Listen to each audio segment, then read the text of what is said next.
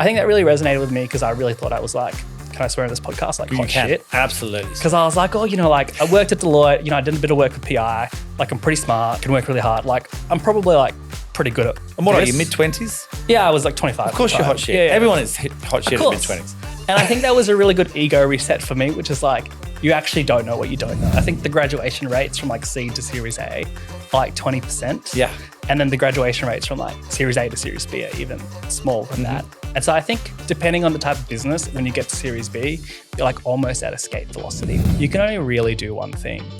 And you need to just focus on winning that one thing. And if you're pitching a company to an investor and you say you're going to win 90% of the market, like you'd probably get laughed at. Like the TAM slides are like, oh, the TAM is like $10 billion, $100 billion. And if we're going to win 1%, like you can't win 1% in a vertical business. You have to win 90+%. And so for us, we do think about winning. And we think about winning as like trying to get 90% market penetration. AI is going to fundamentally change the business of law, which is how a law firm runs and operates. And while there's a lot happening in the practice of law, I think there's like a management and cultural shift that needs to happen. A lot of lawyers and partners are still quite skeptical of AI. There's hallucinations and things like that. So for law, you have to be 100% right and certain about like the quality of the work that you do. You can't have hallucinations. But what AI can give a lot of firms leverage and where it can be really impactful is like the non-practice of law.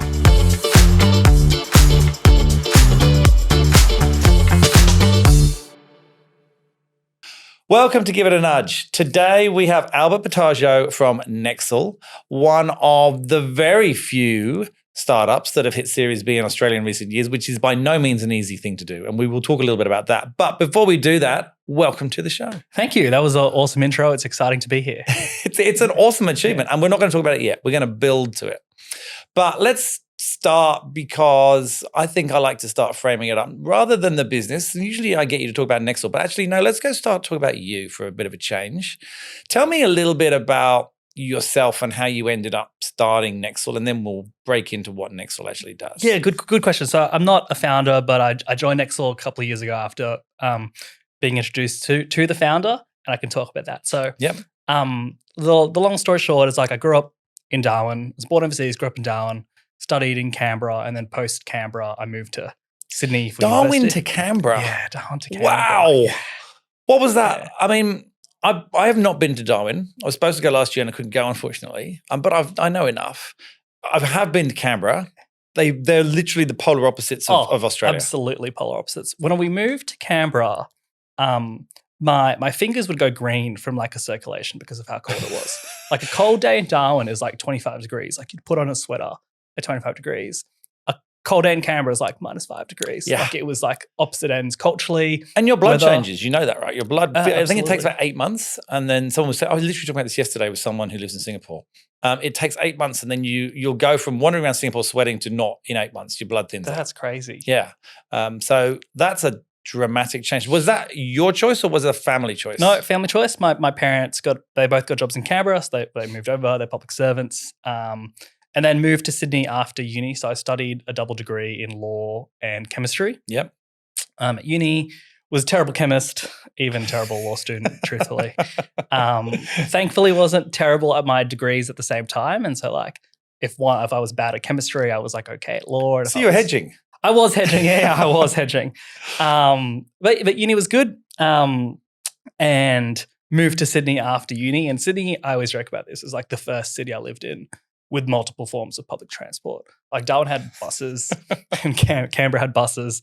Like you go to Sydney and it's like there's a train, there's a bus, there's a ferry, there's like the light rail. I'm like, oh, there's a lot.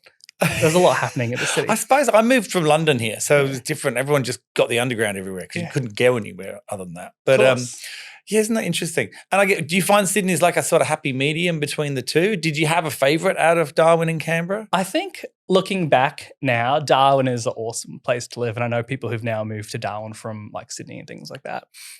Canberra was very formative for me and I had a great time studying in Canberra, but like Sydney's home. My daughter wants to go to Canberra Uni actually. It's awesome. There's a lot of people in Sydney who want to go to Canberra Uni at the moment. It's the cool thing to do. So. Yeah.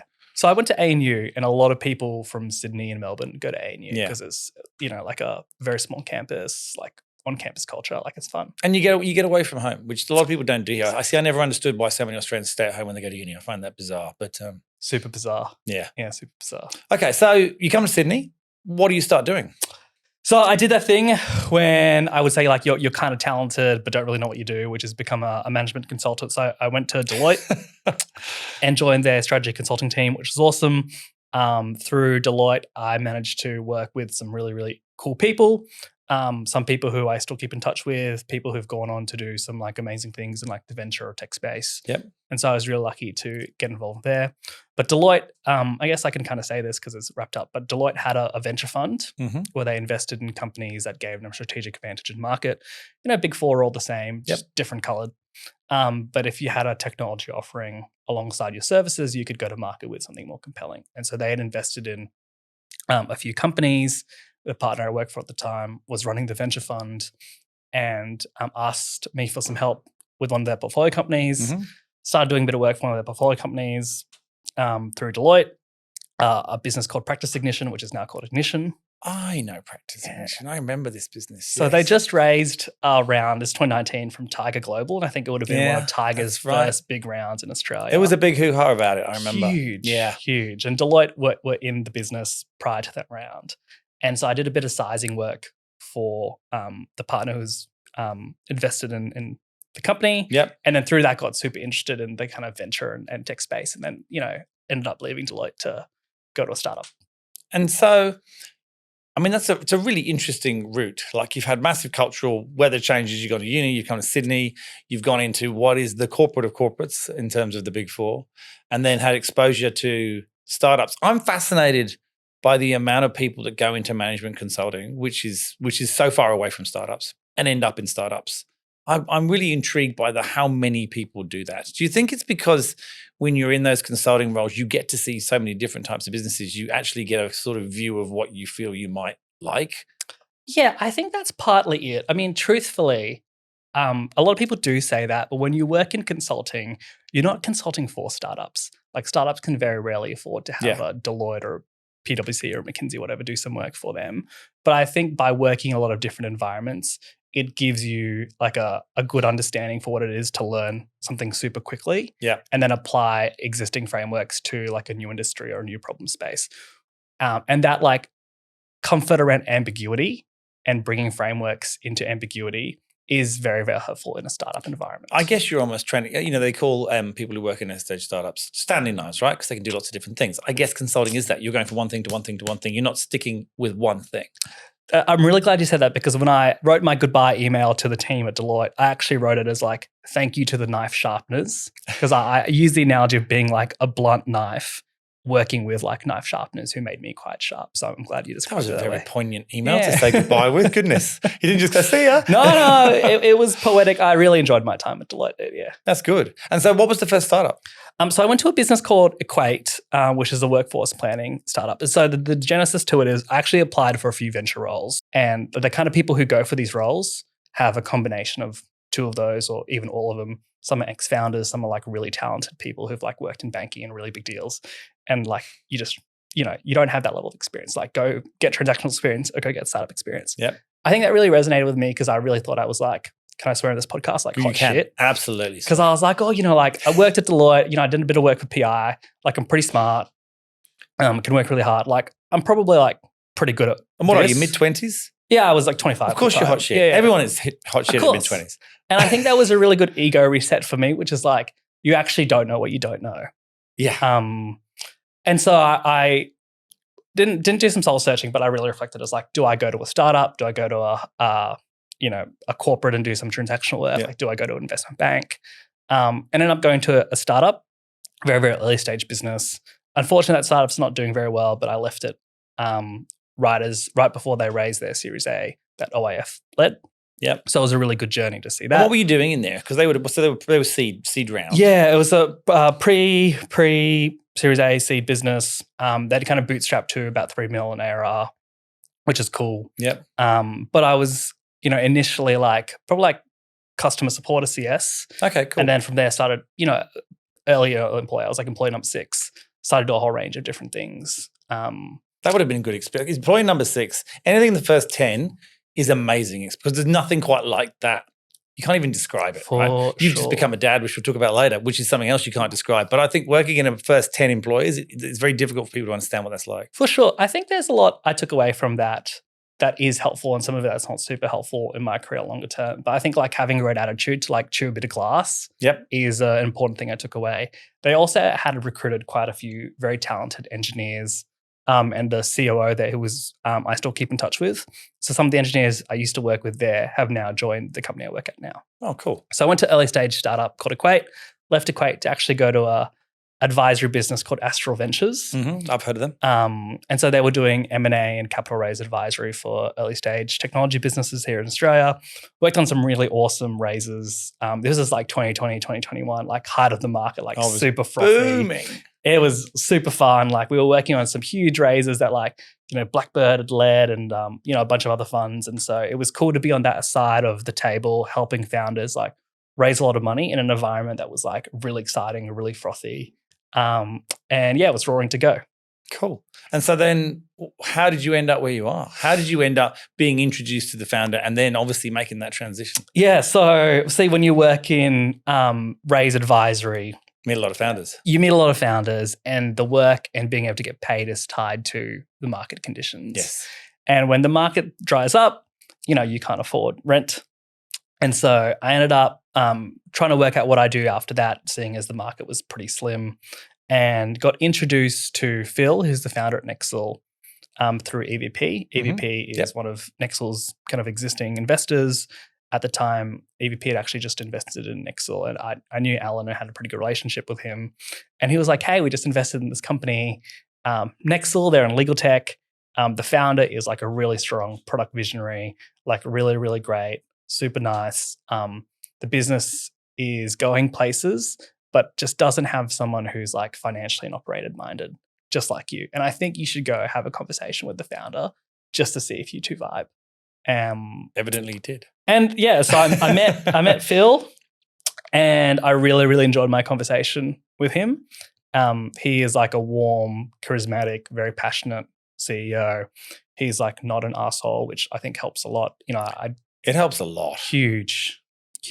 I think I had this rule, which is like I didn't want to work with brilliant jerks, and like Deloitte has really smart people. Equally has some people who are probably like a bit grating to work with, despite how smart they are. And I just didn't want to work with people like that. And Phil, just outstanding founder, great product visionary, really passionate about the problem space. Like legal tech is a funny one where no one really wakes up and is like, I want to build a legal tech business. Like that's not like a kid's dream. I was going to ask you, why do you, I'm assuming obviously because you're there now, but what did make him build it? Because you're right, no one wakes up going, that's my dream. No, for sure. So he had spent a number of years at Gilbert & Tobin, which is one of the largest firms in the country. Probably the most expensive, I would say. Yeah. But they do awesome work, and very innovative. And he was running their innovation team, and he was building a lot of product for the firm to help them automate and streamline a lot of their processes. And I think he came to the view that, his impact was very limited by working at G&T. He was only servicing one firm. Could he do something at scale that would change the industry forever in the way that he's changed how G&T run their business? So he was really focused on like, what can he do to impact the business of law? And from there, he went to found Nexl. Okay, cool. And so Nexl's been going how long now? So the business started in 2018, but I'd say this iteration of the company has been going since 2021. Okay. So between 2018 and 21, it kind of failed a few times. Yeah. And then found product market fit in 21. Okay. And you joined in? 23. So you've been there, just 2 years? 2+ years, yeah. Okay. And you've just done a Series B, as we mentioned, which, as I said, if you look back in Australia now, last 5-6 years, there's a handful who've managed to get to Series B. There really are. I mean, even Series A has been a stretch the last 3 years. But, we had that sort of real glutton of them a few, maybe 10 years ago. There was quite a lot. They were flying through and it was fantastic. Then you had way too much funding going to everyone, which you alluded to earlier. And then so there was too many people with really bad ideas with too much money. And since then, I mean, what's there been? 5 or 6? Very, very few. How did you do it? Because I'm assuming that you're operationally and financially minded, as we know, and that's why you came in. You've obviously led this round. How was that experience? Because it's a tough one, because you're kind of proven, but you're not quite like a household name. Whereas by the time you get to Series C, most people know who you are. Yeah, no, this is a really good question. Lots to unpack here. I think we are really excited. I think the graduation rates from like seed to Series A are like 20%. Yeah. And then the graduation rates from like Series A to Series B are even smaller than that. And so I think depending on the type of business, when you get to Series B, you're like almost at escape velocity where like you're kind of like a real business and you can gear towards profitability, exactly, self-sustaining. So when I joined Nexl, the first thing they asked me to do was to raise money. And that was obviously my background, so that was helpful. But like actually, the business had a tiny bit of money left and enough to kind of like fund operations for like, you know, eight-ish months. But like they were like, we desperately need you to like raise money. We're going to kick off a round right now. And there are like a few other things at play, which kind of led us to like needing to raise money. So the first thing I did was like, let's raise money. And I spent the first 6 months of my time closing out our Series A that Shearwater Capital and EVP co-led together, which is exciting. I hadn't even started at Nexl, but I was like pitching to Shearwater with Phil, the founder, in my first week at Nexl. Really was the first thing you did. Yeah. Very first thing I did was like go to a pitch. We got this investor meeting. You should go. And I spent maybe like a few weeks before that. I hadn't like technically joined, but to onboard and ramp me, I just spent a lot of time cleaning up Nexl's financial data. Yep. So they had like investor grade materials and things like that. We raised about 6.6 million, which is exciting. It is. But it's not enough to make really, really big bets as a company. Like when you got 6.6 million, you kind of need to make small bets, like hire 1 to 2 people here and there. Like you can't just like go all out. So we raised money in an environment that was pretty tough. And I knew that raising again would probably be pretty tough. Yeah. And so we kind of geared the business to always be very capital efficient. And so we weren't investing like large amounts of money to grow the team. It was always like, can we add incremental heads to achieve a particular purpose? And so when we closed our Series A, the purpose was like, let's go and try win the US. We already had some view about what the US looked like for us, and we wanted to hire our first salesperson on the ground in the US. We did that kind of work. We hired a few more people, kind of built the team. Phil went over to New York. I went over a few months after Phil did. And so for us, it was like, how do you show efficient but strong growth? I love the fact you just said we're not going to make big bets. We're just going to go and launch in the US. That's a pretty big bet. That is a pretty, but I think what we did was, and I speak to a lot of founders now still who are like, oh yeah, we're raising and we're going to say we're going to use the money to launch in London and launch in New York and do all this. I'm like, you can only really do one thing and you need to just focus on winning that one thing. And for us, it wasn't launching in the US. It was actually like, we're going to focus on the Northeast region in the US. And we're going to focus on these specific states and we're going to focus on this very specific customer base. And we're going to dedicate all our resources to like winning this very, very specific part of the US. As proof, we can win the US. Yeah. And so unfortunately, that meant we actually did divest from a few other regions that we were playing in. So we had enough funds to then focus on the US without burning too much of the money that we raised. Yeah. Okay. So it was about focus. I think that kind of leads us to our Series B. Was the business is growing very nicely. We were very capital efficient. I was in New York and Phil was in New York, and we get a lot of inbound interest from investors. And so this is probably like January this year, December last year. We started to test the waters for a Series B. And so it had been about 12 months since we raised. Just to do price discovery, we're getting a lot of inbound. Through that process, we actually got like a bunch of term sheets from like really great US investors. And we went back to our board. And hopefully they won't be too disappointed I'm telling the story. And like, you don't even need the money to raise. Why are you raising? Like, let's come up with like a plan for when you raise capital and like be super strategic about it. But like, you know, the business is growing really, really nicely. You're hyper capital efficient. You don't need the money. If you wait, 6 to 12 months, you can really optimize for the right valuation, the right partner, and run a really strong process. And I think having EVP and Shearwater there on our board is really strong because they've like seen the story play out with a lot of companies who are like growing super quickly and investors preempt term sheets.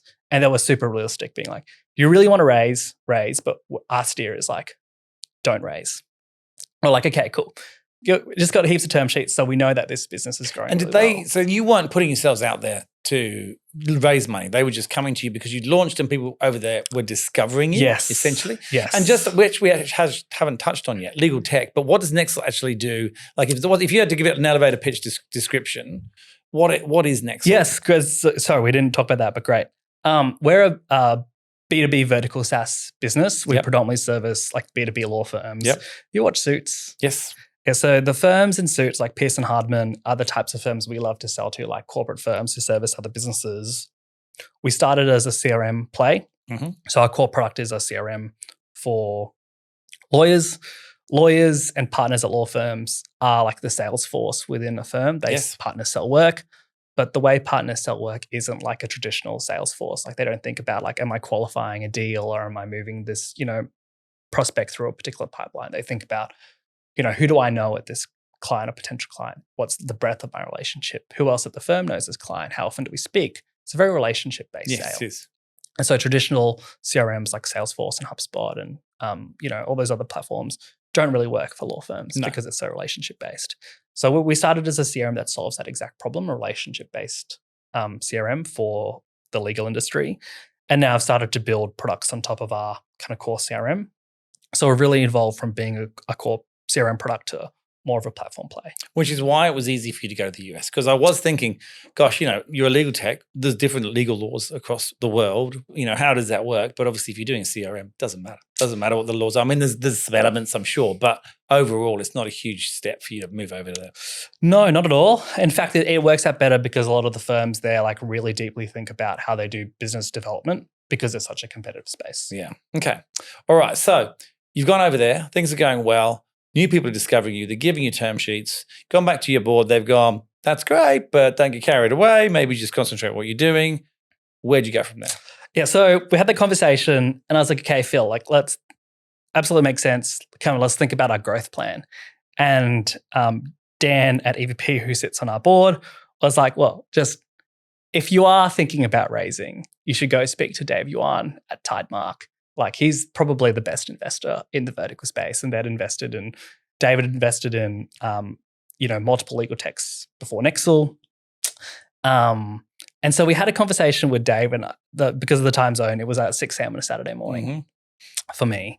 Had a conversation with Dave, sent across some like super, super high level metrics. And that weekend, Dave was like, hey, this is really, really interesting. Let's see if we can kind of do something here. And we went back to our board and was like, hey, we completely heard you. Pens down on any raise. But you introduced us. But we're focused on building, and there's obviously like a really ambitious growth plan. But it's Tidemark Capital and it's Dave and the team. And we kind of just want to run this process to the ground. And this is the only investor that we're going to engage in. And like, he may or may not invest. Like the business is probably like a bit earlier than where they typically like to play. But what Dave can bring to the table is something that no other investor can, which is like a really strong, deep expertise in vertical SaaS and experience in the legal tech space. Cool. And so that's what happened, right? Yeah. So we ended up running that process with Tidemark, and the Tidemark team are great. Really, really like strong diligence process, probably like a process I've never seen before, truthfully, in like the breadth and depth of where they engaged with the company and who they engaged with. But through that process, got to really know them. They got to really know us. We spent some time in San Francisco with them, and like we just thought they were the perfect partner. And so even though we'd kind of agreed not to engage, that we didn't need the funding, we thought that what they could bring to the table would really like supercharge the business and where we were going. Cool. I'm intrigued.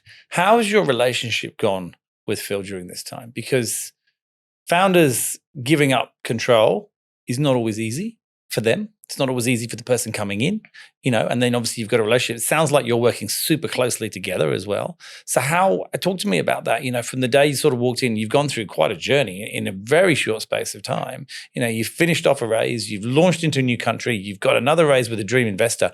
There's a lot happening. How's that sort of dynamic been? Yeah, so I think this is probably why Phil and I work together so well, is I think when we met, we both really clicked and vibed together. And so we're pretty good at like communicating very well. We're very open about, how we're feeling and what our priorities are. I think the thing that underpins all that is like both he and I are just like low ego people. Yep. And, Phil is in it for the mission and the impact that he is bringing, having on the industry.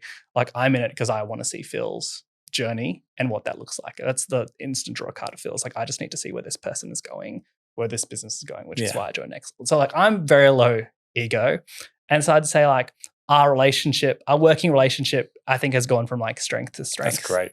Throughout the process. When I was in New York, we were living like a 5-minute walk from his apartment. Like we had, dinner with his family. Like he came to my wedding. And so like I'd say we have a very strong relationship and it's underpinned by no ego.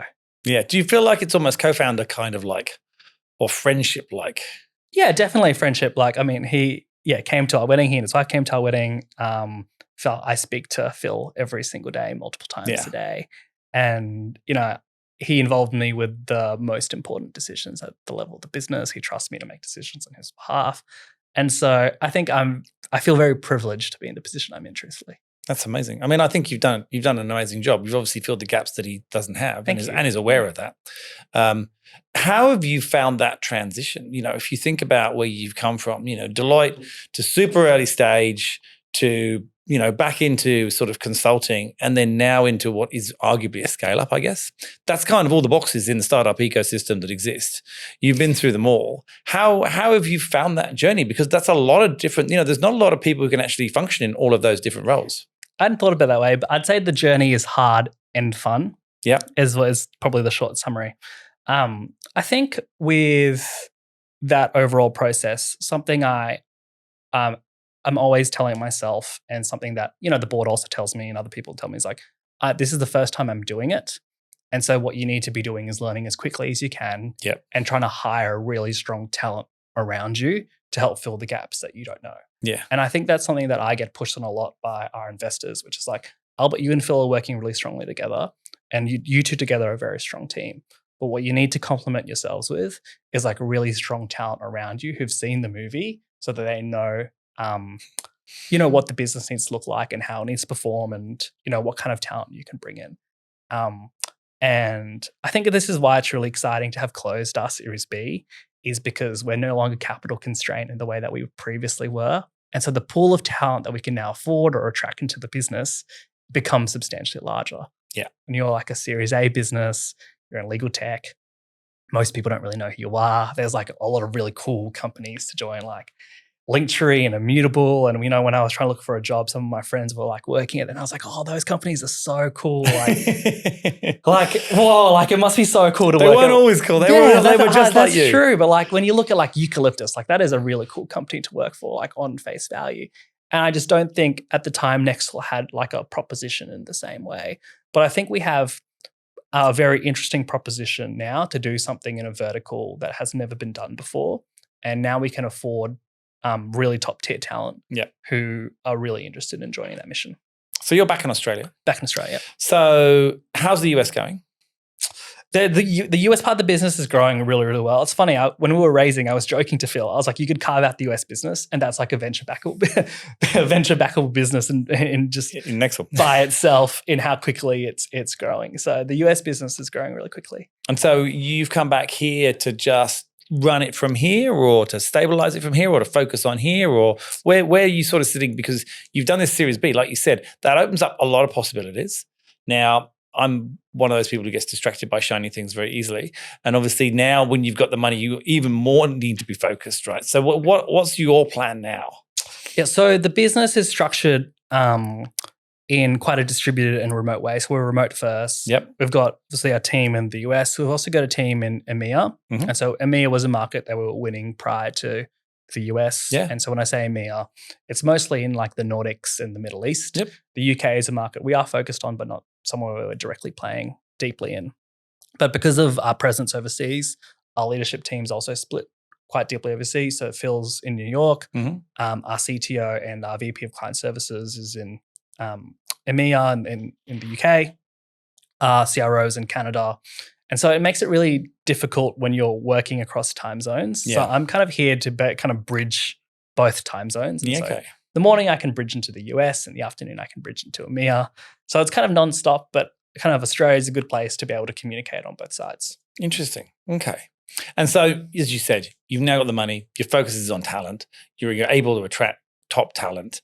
Tell me, what does that look like to you? And if there's top talent out there watching, what do you offer them? What's the opportunity for that top talent? Because as much as they didn't know you at Series A, they probably still don't quite know you because you've just done your Series B. In a year, everyone will know you. But right now, how would you best describe what it's like working at Nexl? Yeah, this is an awesome question.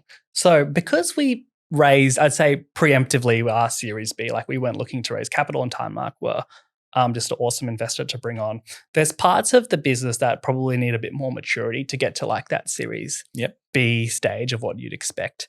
And so there's, I think, a really fun and interesting opportunity for someone who has built these functions or built and scaled functions within other large scale-ups to come back to Nexl and just like do it all over again. Better. And that's exactly what we're looking for, which is someone who's like seen the movie before, who takes high ownership, who's like really interested in like coming back to a kind of a slightly earlier stage business and just like run the playbook all over again. And so I'll give you a couple of tangible examples. And so prior to our Series B, I was running kind of like finance, people and culture, and ops as like a one-person team.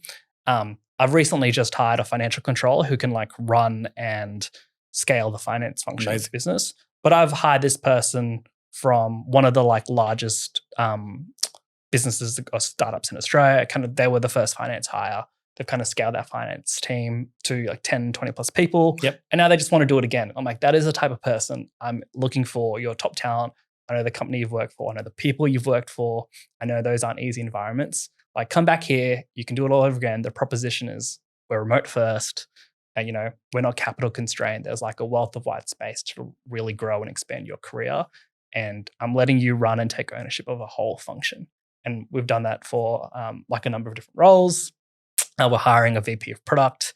We're hiring a VP of engineering to do exactly that, which is like take ownership of a function, grow it, scale it, use your existing playbook. And so, we might not have the same kind of flash as like Immutable or Linktree or some of those really cool companies, but I think we've got an opportunity that doesn't exist in the market, which is you get to own and grow and scale a function with really top tier investors and with a really strong customer base. It's exciting. I'll tell you what's exciting. We just did a project recently for a very small, I guess you'd call them a health tech, and they were actually bought by private equity. But they were 8 million ARR, so which is unusual for private equity by that size. But this private equity specializes in doing that. And they did the same thing. We went out and we built a whole team for them. So we had head of product, head of engineering, head of marketing, head of finance, head of everything, right? And going out and finding those candidates who've done it, and they've got into a company that has got to a certain size and it's become almost like a corporate, and they're just like, I just want to go back.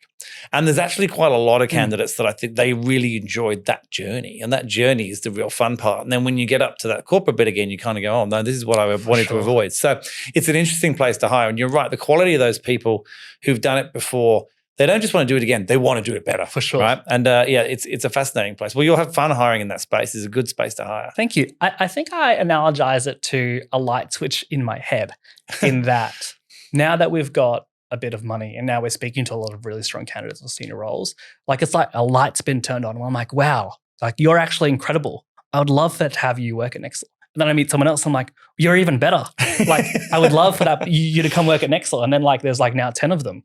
Like we're hiring a few senior roles, and like each person who I meet or the team meets, I'm like, this is like incredible, the amount of talent who's out there who's willing to come back to an earlier stage business and do it all over again. It's awesome. I think it's almost like, when we all have, in everything we do in life, right? We have hindsight. And we go, if I'd just known. But rarely do you get a chance to go back and do one thing in your life again and do it better with everything you've learned. It's almost like someone seeing the future and then being able to execute it. For sure. So you can see why it's so appealing to a lot of people. For sure. I think, it is super exciting, especially the kind of the Australian tech ecosystems now at that stage where you've got a set of like really experienced leaders who've like scaled a business who want to do that. I would say maybe like 5 to 10 years ago, like that kind of talent just didn't exist in Australia. No, it didn't. And for you, in terms of Nexl, what's where do you see it being? Is it global domination? Is it merging with other companies? Is it building out product lines? Is it taking the CRM to a Salesforce? I'm sure you do have, everyone has their goals for the next few years, but what's the ultimate thing that you see this business as? Yeah. So there's a lot of other vertical software businesses that we look up to, like Procore, which is a listed construction software business, Viva, which is like a life science businesses that also has like a CRM plus others. And so for them, the way they've won the market is like literally winning the market, like 90+% penetration market. If you're pitching a company to an investor and you say you're going to win 90% of the market, like you'd probably get laughed at. Like the TAM slides are like, oh, the TAM is like $10 billion, $100 billion. And if we're going to win 1%, like you can't win 1% in a vertical business. You have to win 90+%. Yeah. And so for us, we do think about winning, and we think about winning as like trying to get 90% market penetration. And so we really do believe we can build a generational legal tech company. And part of that is kind of winning the lion's share of the market. And then how we do that, multiple ways. Obviously, we're building new product. And as part of our raise, we're investing to build a product called Navidian, which will kind of help us win larger and larger law firms. We're also looking at how we grow inorganically, and so pursuing some M&A and acquisitions. We've done 2 acquisitions already. We'll probably look to do a few more and kind of grow our reps to do much larger and larger acquisitions. But yeah, we're overall very excited about the growth and direction of Nexl. Okay. And then question for you on, I guess, you got to bring it into everything now. AI is going to impact the legal industry enormously. We know that, right? Business development is being impacted already by AI. I guess when you put those two together, is that something that you think about when you're creating your product and thinking about, as you said, business development is such a key thing. Now, I still believe that business development and things like law is going to be still relationship driven because it's such a trust-based business. If you're getting a lawyer to do something for you, you really want to believe in that person, and you're not just going to hit up from an email that comes through and says, hey, we offer these services. Do you want to have a crack at them? What are your thoughts on that? Yeah, this is an awesome question. So a lot of people have probably seen all these other like legal tech companies who are making lawyers redundant, as they say, or things like Harvey and Legora. Our thesis is that AI is going to fundamentally change the business of law, which is how a law firm runs and operates. And while there's a lot happening in the practice of law, I think there's like a management and cultural shift that needs to happen. A lot of lawyers and partners are still quite skeptical of AI. There's hallucinations and things like that. So for law, you have to be 100% right and certain about like the quality of the work that you do. You can't have hallucinations. But what AI can give a lot of firms leverage and where it can be really impactful is like the non-practice of law. So business development, business operations, a lot of other like, processes in a firm. So our thesis is AI is going to fundamentally change the business of law and how firms operate. And so we're hyper conscious of that. And we're building like AI-enabled products to help law firms like automate BD or think about their relationships deeper and faster. Like a lot of these processes are still quite manual within firms. Yeah.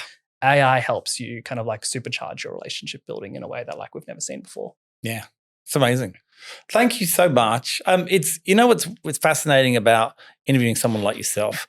It's the journey that you've had to come in, which is not the traditional founder journey, right? Which is what we often have in here. But to see your level of passion for this business and your care factor and your desire and the excitement in your voice and all that is amazing. And I think it just goes to show that, founders are great, but founders can often be limited. And I don't think there's enough credit given to people who come in maybe after the founder and then have the ability to work with the founder to together go to that next level. It's not unlike a marriage in some respects. Often 2 people can achieve far more than one. It's a slightly different version of that, but it's so nice to have someone in here who's not just done it, but is doing it right now and clearly loves it. Thank you. Yeah, I think it helps a lot that everyone at Nexl is like hyper passionate. Obviously, Phil is an incredible leader and great to work with. But like, I really do believe in what we're doing. And I think even though the journey is hard at times, knowing the impact that we're making, it helps a lot. And, it gets me excited every day. Well, I can't wait to get you back in here when you hit the Series C. Thank you. Pleasure to have you on the show. Thank you. And honestly, we really look forward to seeing what happens. Thank you. I really appreciate it. Thanks, Steve. Cheers.